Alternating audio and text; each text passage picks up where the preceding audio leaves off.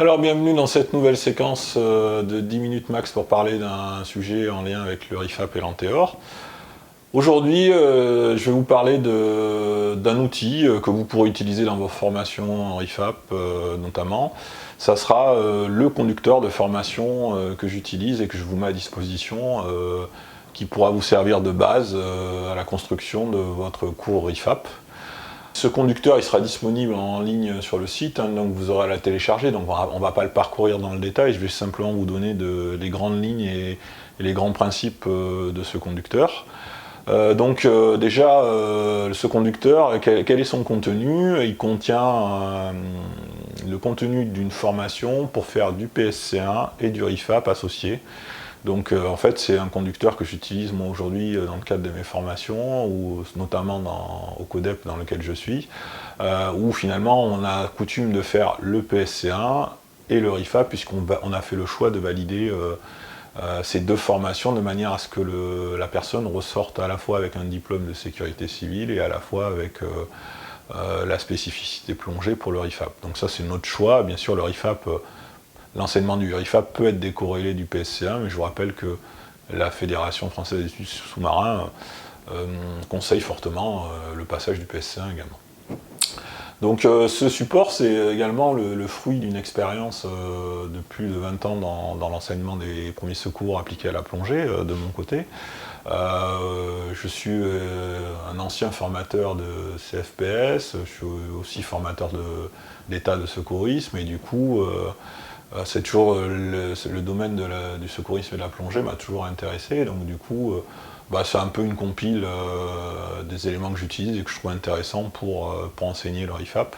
Donc ça fait quand même pas mal d'années que j'enseigne le RIFAP, et en général les formations que je fais sont plutôt bien acceptées par les élèves et bien évaluées.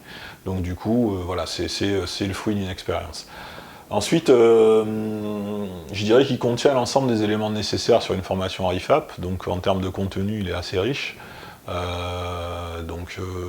C'est assez exhaustif, donc je pense que vous allez vous y retrouver facilement. Ensuite, une chose importante, il est conforme aux référentiels techniques et aux recommandations des différents référentiels, donc aussi bien des référentiels d'État que des référentiels que des recommandations de la commission médicale. Donc il est plutôt bien bâti sur le point de vue technique. Ne pas oublier bien sûr qu'en cas de différence, ce qui fait foi, c'est forcément les référentiels d'État ou les référentiels de notre commission médicale. C'est pas une Bible, c'est pas non plus. Il y a bien sûr d'autres manières de faire, il y a bien sûr d'autres manières de procéder. Il faut que vous le mettiez à votre sauce, parce qu'il n'y a rien de plus mauvais que d'appliquer un conducteur de formation qui est fait par quelqu'un d'autre et qu'on n'a pas assimilé. Donc prenez le temps de l'appropriation, il y a quand même du volume dedans, donc le découvrez pas le jour de votre formation, en gros, ou 5 minutes avant. En général, il est assez autoportant parce qu'en fait, il y a beaucoup de choses dedans. Par contre, le danger, ça serait de considérer que je vais, par exemple, passer chacun des slides. Il y a beaucoup de slides que j'ai notés, qui sont aussi pour le formateur. Et encore une fois, la pédagogie du secourisme, elle s'applique à travers les techniques pédagogiques qu'on a vues. Et elle ne s'applique pas en restant derrière un PowerPoint. Donc il y a plein de choses, notamment pour que vous n'oubliez pas du contenu, etc. Par contre, chacune des diapos ne sont pas forcément à projeter à vos élèves. Ça vous permet également de vérifier pour vous que vous n'avez rien oublié dans votre formation. Donc attention à ne pas rester statique derrière son bureau et à faire une formation PowerPoint, ce qui n'est pas du tout la finalité d'une formation RIFAP. Bien sûr, la mise en œuvre de ce support nécessite que vous ayez les connaissances pédagogiques qu'on a développées dans le cadre de la formation Antéor.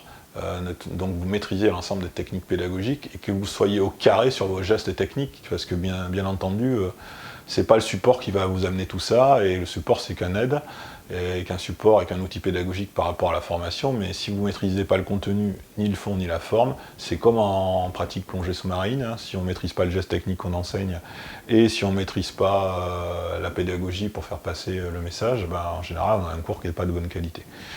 Donc voilà, donc ça c'est un peu les grandes lignes et les points d'attention que je voulais vous partager avant que vous attaquiez la lecture du support. Donc je vous souhaite une bonne lecture de ce support, une bonne utilisation, de bonnes formations RIFAP, et je vous dis à bientôt et bonne formation.